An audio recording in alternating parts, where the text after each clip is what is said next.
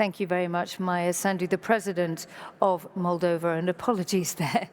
For a moment, I was told that the order had changed. But I'm so delighted to say that we've been able to hear from leaders of countries from within the EPP political grouping and also opposition leaders as well, and members outside of the European Union. It is time now for me to hand over to your EPP Secretary General, Thanasis Bakolas, and the Vice President, Andrei Halicki, who will be presenting the vote on resolutions and also on statutory changes. Dear delegates, dear friends, it is my honor to address you here in Bucharest, Romania. Up there? Okay.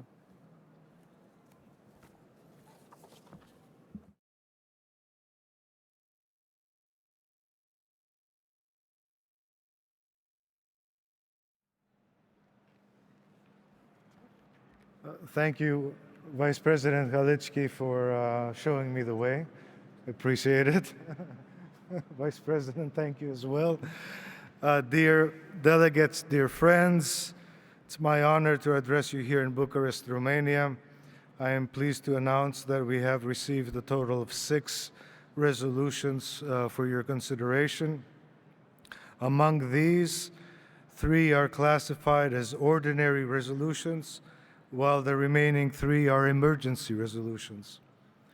Following the presentation of these resolutions, we will proceed to a vote on statutory changes. This will be presented by myself, as well as EPP Vice President Andrei Halicki. The first of our ordinary resolutions addresses the passing of legislation using Russia's foreign assets. This resolution has been jointly submitted by TOP09 and Isama. Before we move forward, I would like to clarify the speaking procedure.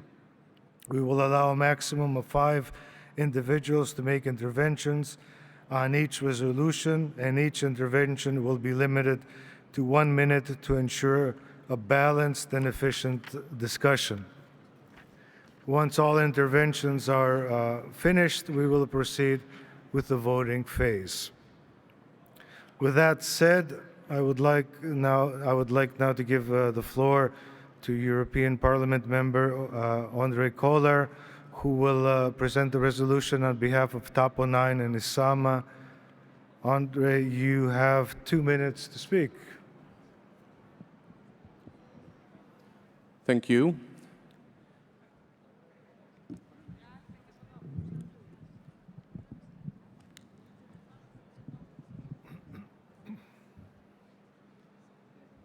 Solving technical issues is always a challenge. Dear President, ladies and gentlemen, a few days ago we have entered into the 3rd year of war, 3rd year of unbelievable atrocities committed by a terrorist regime which does not hesitate to cross any red lines, 3rd year of Ukrainian resistance and Western support. We have come up with 13 sanction packages targeted at the Russian war machine, but there are still instruments which we haven't used yet.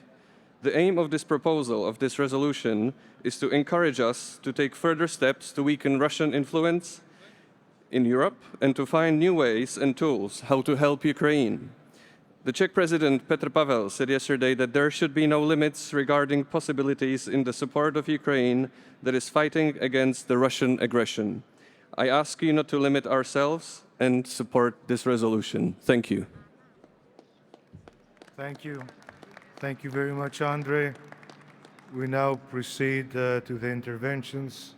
Draft resolution number 1 has 2 people have signed up.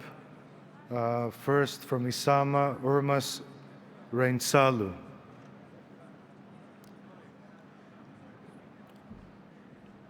Here, please. Dear fellow Europeans, we need to act, and we have not done enough. There are 300 billion euros worth of frozen Russian assets. And as President Poroshenko called, it should be immediately used to support militarily Ukraine to win this war.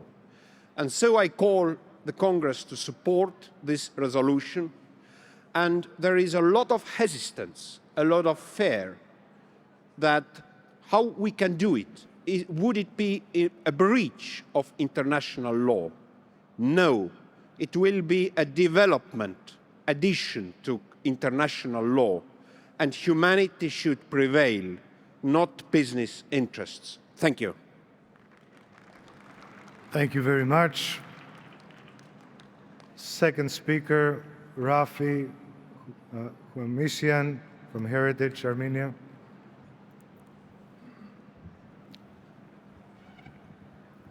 Thank you, Secretary General. Self-congratulation, I suppose, is a part of conventions and resolutions and manifestos. But I must comment today on the following.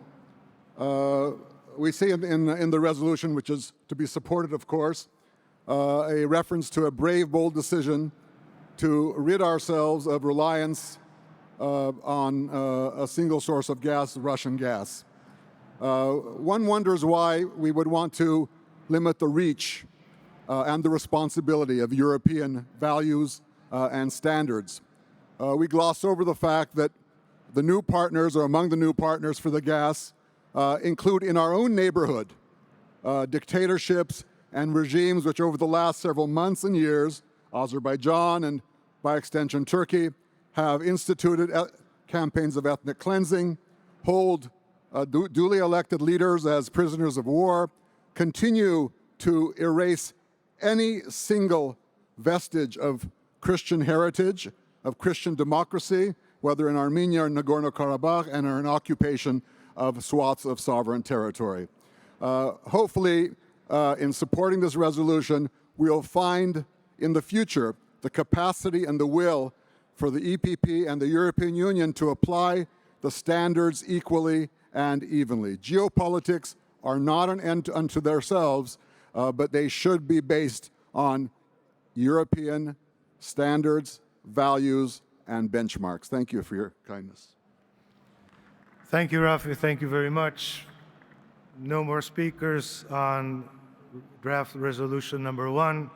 We go to a vote. Dear delegates, those in favor, please raise.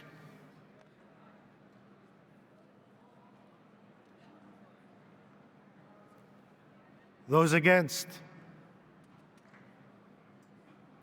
Abstentions?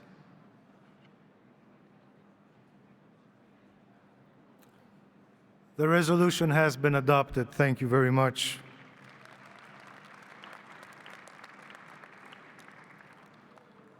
The second ordinary resolution is entitled Resolution on the Defense of the Rule of Law in the European Union. This resolution has been tabled by EPP Vice President Esteban Gonzalez Pons on behalf of Partido Popular. Mr. Vice President, would you present? Dear colleagues, rule of law is at the heart of the European Union. In the past, we used to believe that no one will question this principle, maybe outside of the Union, but never inside. But the case is that now the rule of law is being attacked from inside and outside. The enemies of rule of law inside of the EU look like Democrats, talk like Democrats, even sound like Democrats, but they are not. They use the tools of our democratic societies to occupy, corrupt, and dismantle our democratic institutions. And we have a common obligation: never give up. When we don't give up, when we speak out loud and fight democratically, we win, as our colleagues from Civic Platform in Poland won last election. They never gave up. They never turned their back to the Polish society. And because they never gave up, they are back again. The rule of law is back again in Poland. Poland is back again in Europe. And today, the place where the rule of law is in danger is Spain. The independence of the judiciary, the occupation of all the state and public institutions, hostile actions against critic journalists. That is what is happening in my country. And now a huge corruption scandal that is escalating to the highest offices of government is happening. This corruption scandal is about a massive fraud against public funds, about EU public funds. It's about a minister that helps to steal money while the Spaniards were dying in the pandemic. And it's about a prime minister that is now at the center of the scandal for being in a conflict of interest quantified in more than 600 million euros. And of course, there is the amnesty law that you have heard about it, that trades pardon for boats. We need your help. We need to modernize our instruments to fight in favor of rule of law. We need a new European semester for rule of law, and we need to reinforce the European Public Prosecutor's Office. Let me finish in my own language, in the language of my heart. Let me tell you in Spanish, queridas amigas y queridos amigos de todos los países de Europa, los españoles necesitamos vuestra ayuda. Europa no puede mirar hacia otra parte mientras un gobierno corrompido persigue y señala a los jueces después de haberse autoindultado. Los políticos no podemos autoindultarnos nuestros delitos. Le pedimos a este Congreso, a los países de la Unión Europea, que hagan por el pueblo español lo que el Gobierno de España es incapaz de hacer. Thank you very much. Muchas gracias. Thank you, Mr. Vice President.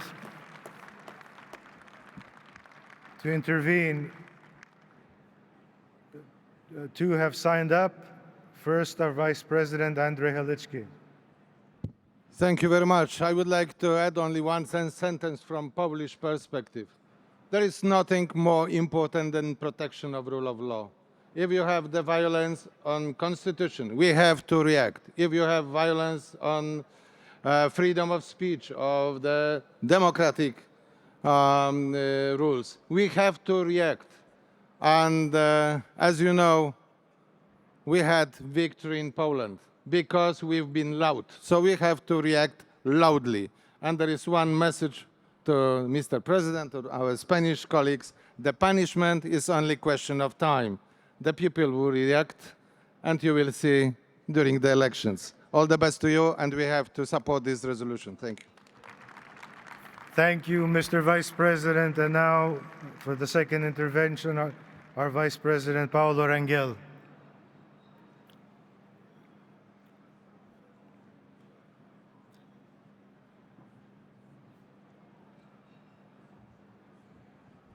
Thank you, dear Secretary General. I would like only to stress about the rule of law in Spain one point, one dimension.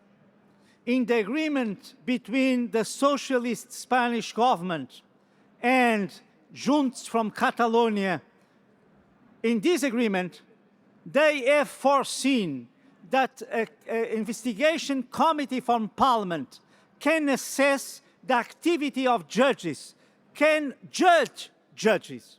This is the worst violation of separation of powers that in my life as constitutional law professor I have ever seen. If this is not a breach of rule of law, nothing is a breach of rule of law. So we should vote for this resolution.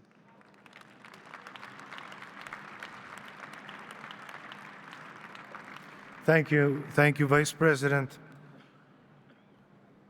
We go to a vote. Those in favor?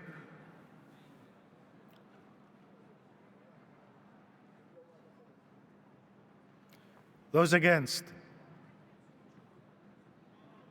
Abstentions? The resolution has been adopted.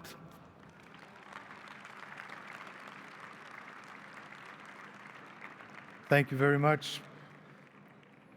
Please let us proceed with the third ordinary resolution titled Rural Mobility, Fostering European Agriculture Competitiveness and Improving Demography and the Vitality of Rural Areas. This resolution has been tabled by EPP Vice President Dubravka-Šuica, European Commissioner Adina Vălean, and Vice Chair of the EPP Group, Dolores Montserrat, to the EPP Congress here in Bucharest.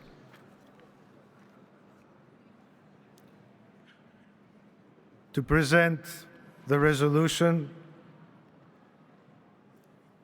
our Vice President Dubravka-Šuica. Thank you, Secretary General. It is my pleasure to present this motion for resolution, also on behalf of my colleagues, Commissioner Adina Vălean and EPP Group Vice President Dolores Montserrat. With it, we want to underline that as European People's Party, we care about all our people, no matter where they live. We need to make rural areas more attractive places to live in, more attractive areas to stay and to come back to. Facilitating rural mobility and infrastructure and making agriculture more resilient will make a huge difference.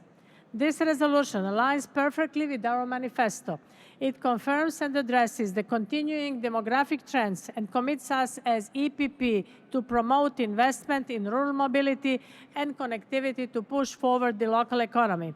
We all know that in many rural areas all over Europe, they are confronted with depopulation, with brain drain, with diminishing services. Some of our citizens feel disillusioned and they sometimes feel alienated and left behind. With this resolution, we want to show that we believe that this negative trend or trends can be reversed. By increasing investments in rural connectivity, in better mobility, and in improved services, we can make rural areas attractive again, also for young people. We are aiming in particular at improving medical services, financial services like bank office and childcare facilities. So we can do this through activating the great potential of rural areas to be real hubs for the development, testing, and deployment of sustainable and innovative mobility solutions. This too can attract younger generations to rural areas. And also by implementing innovative technologies such as automated services, autonomous driving, and shared mobility options. This will have a positive impact on the mobility opportunities for rural people and therefore also on the local economy. Let us build on our manifesto. This push for greater rural mobility will be heard by many across Europe. I'm confident many of you will agree and support this resolution. Thank you. Thank you, Vice President. Thank you. We have 3 speakers listed for interventions. To begin, Commissioner Vălean. Thank you very much. Thank you, Dubravka, for introducing our resolution. On my behalf, I would say that through this resolution, EPP places itself as a party who is focusing on rural development and for those who are choosing this area to live their lives and to make personal development. And mobility for rural area is extremely important because it connects it with the region, with the cities, with urban hubs, so on and so forth, and allows them to be connected and get access to services and education, health, so on and so forth. And also it will allow businesses to settle into the rural area. I have witnessed firsthand as a transportation commissioner, we had so many projects for urban mobility, successful projects. And I do believe that now it is the time to focus also on the rural area connectivity and mobility. So I wish everyone will support the resolution. Thank you very much. Commissioner, thank you. Thank you very much for your intervention. Second intervention from Dolores Montserrat. Thank you. Thank you to the 2 commissioners. Our commitment to the rural areas, it's not linked the opportunities of elections. It is commitment that goes from January to December, means always. We vindicate our commitment to rural areas as the backbone of our societies and a fundamental pillar of our economies. And we have to ensure vitality in rural communities to fight against depopulation. Rural areas are leaders, among other things, in agriculture and fishing. They guarantee food security. We have to reduce isolation rural areas, and we have to support their growth and competitiveness. Lack of transport infrastructure hinders access to essential services as health and education, and is a barrier to economic growth. So we have to increase investment in research and innovation to improve mobility and connectivity. We believe in a Europe that thanks farmers for the work they do and to the fishers. And we believe in a Europe that does not turn its back on them when they need our hand also today. Together, we can create a Europe where everyone, wherever they live, can do their best with the same opportunities. So let's do it. Thank you very much. Well, thank you. Thank you. Thank you very much, Dolores Montserrat. Juan Ignacio Zoido from Partido Popular. El sector agroalimentario es el auténtico motor del mundo y el pilar sobre el que descansa su futuro. Gracias al sector agroalimentario estamos pudiendo fijar la población al terreno, financiar los servicios y promover la conectividad, no solo logística, sino digital. Mantener un sector agroalimentario próspero y competitivo es, por lo tanto, la mejor manera de garantizar el porvenir de la Europa rural. Para ello, no basta con palabras bonitas, ni con aplausos, ni con reconocimiento.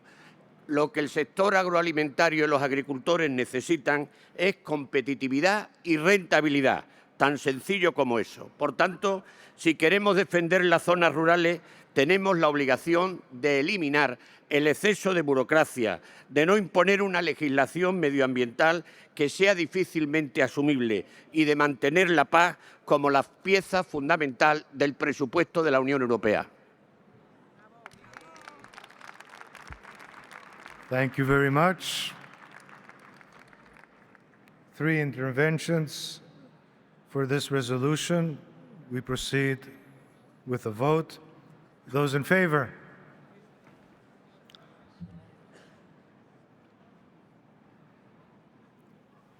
Those against? Abstentions? The resolution has been adopted.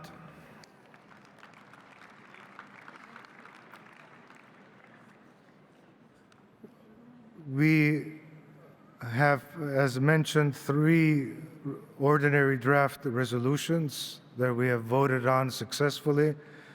I want to take this opportunity to thank the participants of today's resolution committee for their constructive engagement with these 3 resolutions and the 3 emergency resolutions to follow. We will commence with the first emergency resolution entitled The EU Plan for the Victory of Ukraine, submitted by TSLKD, SDS, and Vienetiba to the EPP Congress. As with the previous regular resolutions, these emergency resolutions will allow a maximum of 5 individuals to intervene, with each intervention limited to 1 minute. Given the importance of this resolution and the number of participants, it is imperative that we respect all time constraints. With the interventions concluded, we will move forward to voting just as we did with the regular resolutions. Without any further delay, I give the floor to the chairman of the EPP group Euronest, Andrius Kubilius, who will have 2 minutes to present the resolution. Well, thanks a lot, Secretary General, dear colleagues.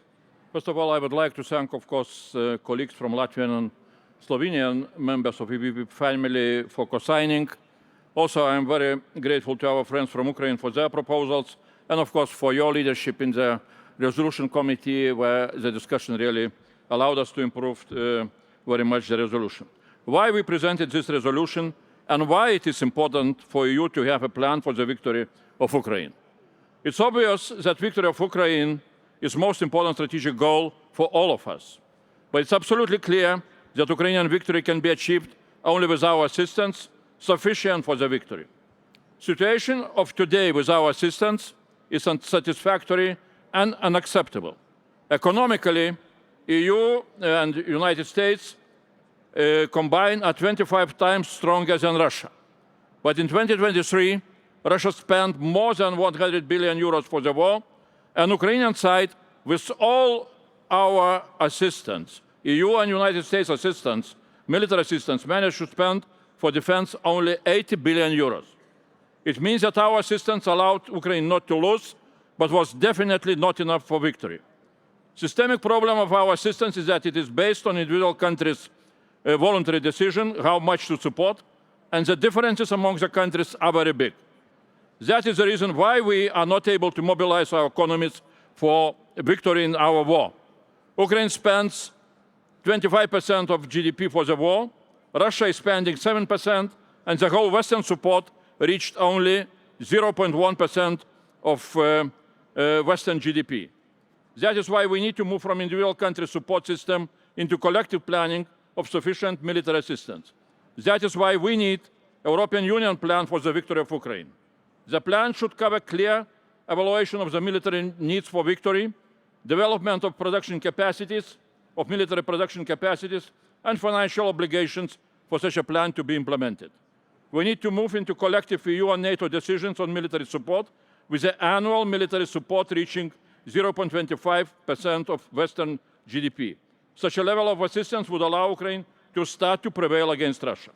That is why I would like to conclude presentation of the resolution with a request to support it and with clear words. Razom do перемоги and Slava Ukraini. Thank you. We have 3 sign-ups for intervention. First, Francois Javier Bellamy from LR.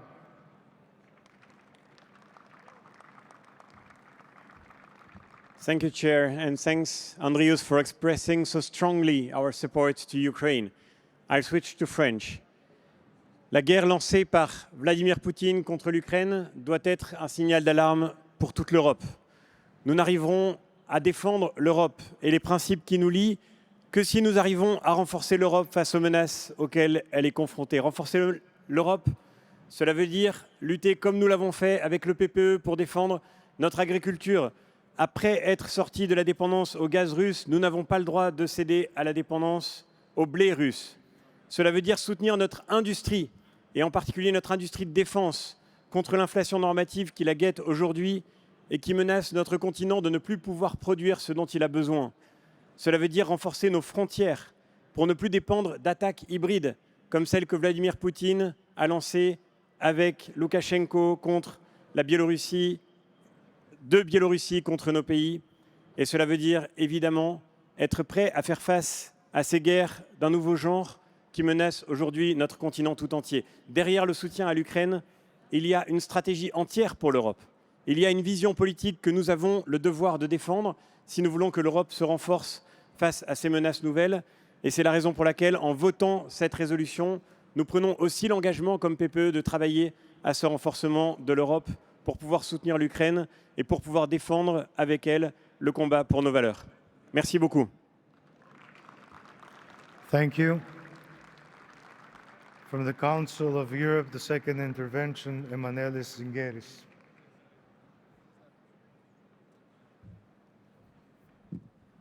Dear friends, congratulations with the achievement. Mr. Kubilius, no 0.25% dedicated to our future European victory against dictatorship, Russian dictatorship in the war of aggression of Ukraine. It's a big achievement of this great odium. Don't forget that our odium were creating fathers of European Union and NATO. So coming from that, we should be absolutely crystal clear that we will not give the possibility for dictatorship to be more effective cooperating between Russia, China, Iran against all of us. And that means that we should be extremely scrupulous in the details. Mr. Secretary General, Russia enjoys avoiding the sanctions. Our Council of Europe just delegation introduced a register established in The Hague for those firms from our countries who are avoiding sanctions, enjoying the benefits financial, and they will be stopped when all names of those companies will be declared. And those who are supplying military elements should be under our law enforcement agencies. So we are encouraging you to fight inside of your countries after this resolution who will be adopted just now in a few minutes, dear Secretary General, with those shameful firms and economical entities who are in underground, making Putin possible, make laugh from our side, laugh against our sanctions, and sanctions should work. Thank you very much, and I think we will be extremely scrupulous building the wall against those guys who are trying to benefit from the Ukrainian blood making money. Thank you. Thank you. Third and final intervention, Ioana Klimbush from the European Solidarity. Thank you. Dear colleagues, having been extremely grateful for the tectonic changes that have been happening across Europe with regard to support to Ukrainian brave people, we see the need to upscale our efforts in terms of investing in our common security. And that means that we have to ensure that all types of weapons are being urgently procured, urgently produced, and urgently delivered to brave Ukrainian armed forces. Because that is about protection not only of our lives and our freedom and our sovereignty.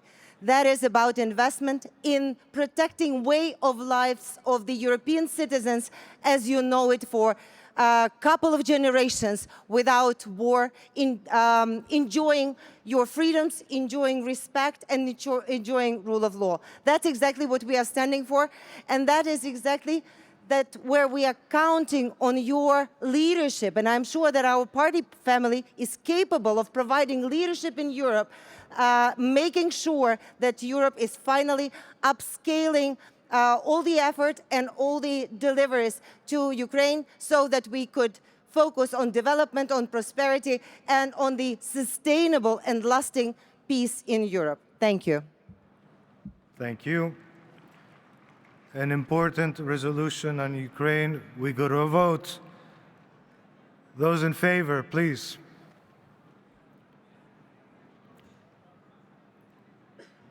Those against? Those abstaining? The resolution has been adopted.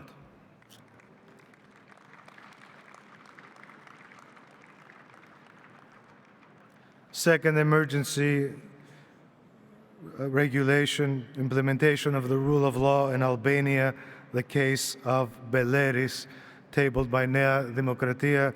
Tasos Hadjivasiliou from Nea Demokratia will present.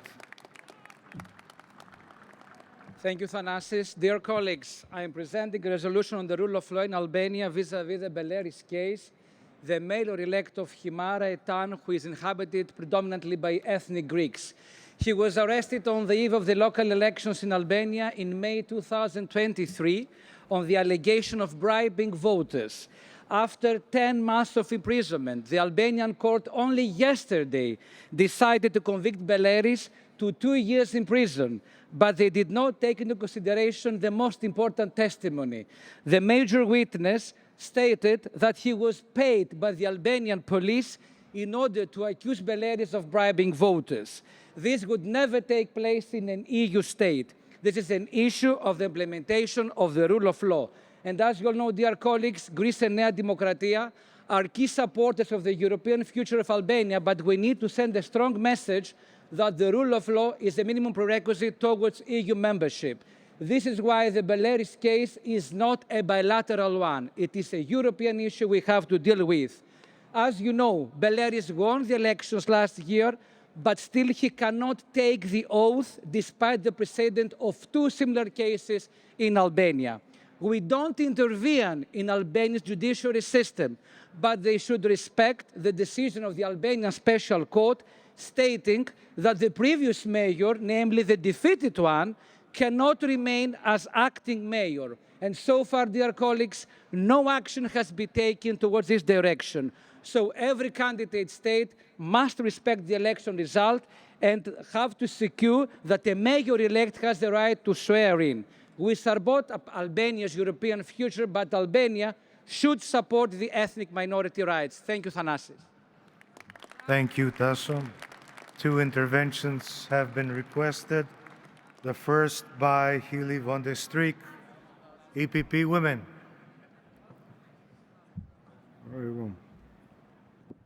Yes, thank you very much. We highly like the emergency resolution of Nea Demokratia, and we strongly support this resolution. Because, why? Because the case of Belarus is a pars pro toto. It's an illustration of what's going on in Albania. And it's an illustration of what, in the general sense, we see happening there. And we want also to stress that the neglection of universal human rights in Albania is taking place right at the moment. Moreover, the neglection of the rule of law, fundamental rights, media freedom, as well as widespread corruption and the separation of powers are being violated. And this is undermining Albania's accession path to the EU, and that's very important for us to realize. I can mention several examples. I have several examples here on my phone, but I don't need to tell you. You know all what's going on in Albania, and we highly support the resolution, and we want to have it adopted today. Thank you. Our friend Francesco Simundini from Italy. Dear Secretary General, dear friends, it's time for Edi Rama to respect the rule of law. It's pivotal for our EPP family to send a clear message to Albania, supporting both the right to a fair trial for Fredi Beleri and the respect for minorities, both necessary steps for every country aiming to join the European Union. This resolution is not about a bilateral dispute. This is an issue that directly affects European values. This is why we proudly support the resolution of Nea Demokratia. Thank you very much. Thank you. Thank you very much. We go to a vote. Those in favor?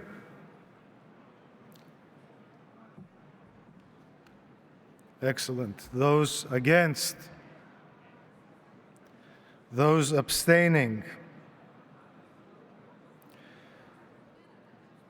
The resolution has been adopted. The final emergency resolution addressing child exposure to online content.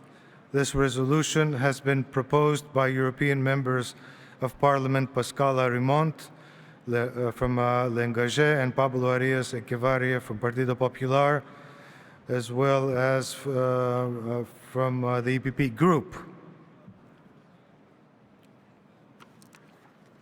I would like to invite Pablo Arias Echevarria to present the resolution. Muchas gracias, secretario general, querido Thanasis. En primer lugar, quería agradecer a mi compañero y coponente de esta resolución, Pascal Arimont, así como al Partido Popular Europeo, por el trabajo y compromiso, y a todos los que han participado en la redacción de la resolución con enmiendas que mejoran el texto y demuestran el compromiso de nuestra familia política en esta cuestión. A principios de la década de los 2000, en la Unión Europea decidimos que el futuro no era digital. Esto fue un error que ha acarreado consecuencias devastadoras en diferentes ámbitos, como la competitividad de nuestras empresas, de nuestra economía o la pérdida de talento europeo. Ahora estamos aprendiendo de nuestros errores y tratando de enfrentarlos. Pero los peligros son mucho mayores de lo que podíamos imaginar y especialmente preocupantes cuando afectan a las generaciones más jóvenes. Tanto el modelo, algoritmos basados en la atención constante que promueven el consumo de contenido, como el contenido mismo de las redes sociales y las aplicaciones de mensajería, tienen graves efectos en la salud y educación de los niños. Esta legislatura hemos logrado avances considerables en la materia, adoptando legislación pionera que da una respuesta europea basada en nuestros valores y a nuestra nueva realidad. La Ley de Servicios Digitales o el Reglamento sobre prevención de abuso sexual en los menores en línea, que responde a las preocupaciones que manifestamos en el Congreso pasado, son cruciales y buscan proteger a los usuarios del contenido que circula en la red y que puede ser dañino, como la desinformación o las fake news. Por ello, aplaudo la acción necesaria y eficiente que hemos estado llevando a cabo, liderada por nuestro grupo parlamentario. La Ley de Servicios Digitales, la DSA, es un gran ejemplo de ello, pero claramente no es suficiente. La situación es de una gravedad sin precedentes, como lo evidencian los datos que debemos afrontar con determinación y sin dilación. Tasas de suicidio desproporcionadas, depresión, adicción o trastornos de la conducta alimentaria han experimentado un significativo y preocupante incremento entre nuestros más jóvenes. Estas son enfermedades o condiciones que los niños no deberían de experimentar. Debemos tomar medidas urgentes antes de que el daño a esta generación sea irreparable. Estamos, en mi opinión, perdiendo toda una generación. No podemos ni debemos volver a dejar solo en manos de empresas privadas algo que va a seguir transformando nuestras vidas, nuestra sociedad y que está llevando y se está llevando por delante a una generación entera. Muchas gracias. Thank you. Thank you. No interventions have been requested for this emergency resolution, so we proceed with the vote. Those in favor?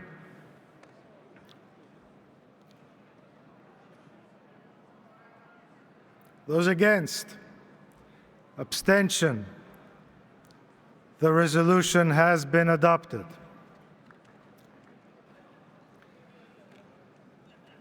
Vice President Halicki, may I continue with the statutory changes from here? Vice President? I'll continue from here. Thank you. Now, let's move on to the statutory changes. As you know, the European People's Party operates under European Parliament regulations, but also under Belgian regulations. Our legal counsel drew the attention to us that according to new Belgian legislation, transfers of content from our EPP internal regulation towards our EPP statutes, or otherwise called bylaws, have to be made and approved by our members. According to Article 19 of our EPP statutes, the EPP Secretary General, quote, chairs the working group on statutory changes, unquote. Therefore, I have been leading this very open, transparent, and inclusive process with all relevant EPP members and bodies involved in close cooperation with our legal counsel, a process which is finalized today with the official adoption by our Congress. Before I ask the Congress for approval, let me remind you that as regards more in-depth content changes and updates of our legal documents, the next EPP Statutory Congress, which will take place in 2025, will be the time for possible broader revisions and changes. And may I add, these changes and revisions are surely required and necessary. If there are no questions from your side, I would like to move to the formal voting. Please allow me to read the following. The Congress upon which we will vote. The Congress acknowledges the proposal to modify the bylaws and the internal regulation of the EPP mainly to bring them in line with the changes imposed by or resulting from the rules of the Belgian Code of Companies and Associations. The members of the Congress received the draft texts of the new bylaws and internal regulations prior to the meeting. The proposed modification to the bylaws and internal regulations were approved by the EPP Working Group on Statutory Changes on 8 December 2023, by the EPP Presidency on 13 December 2023, and by the EPP Political Assembly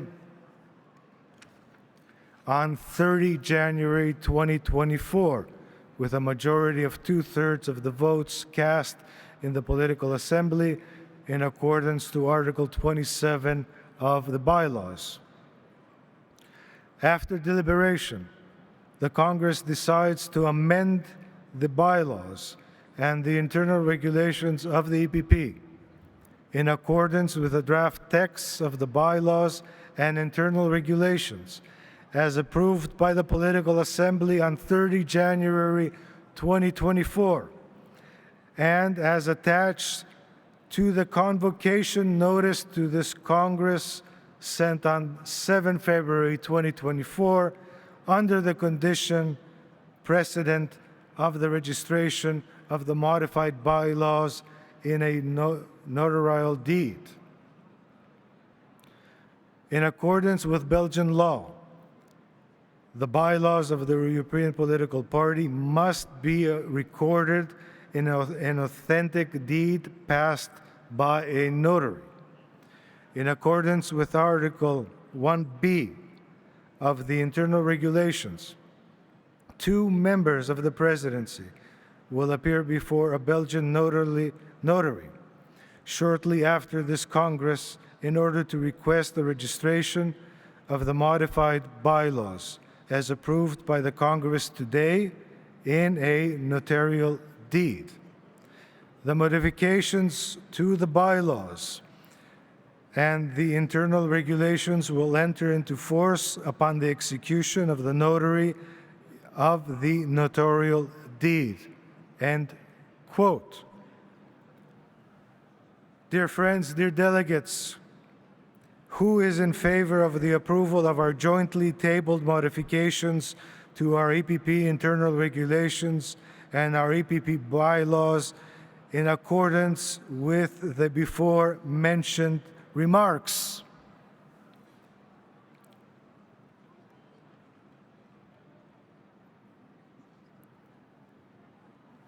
Who is against? Any abstentions? With nobody against and no abstentions, we therefore have a very clear majority result. I thank the Congress for the approval and for your active support during this entire process. Thank you very much.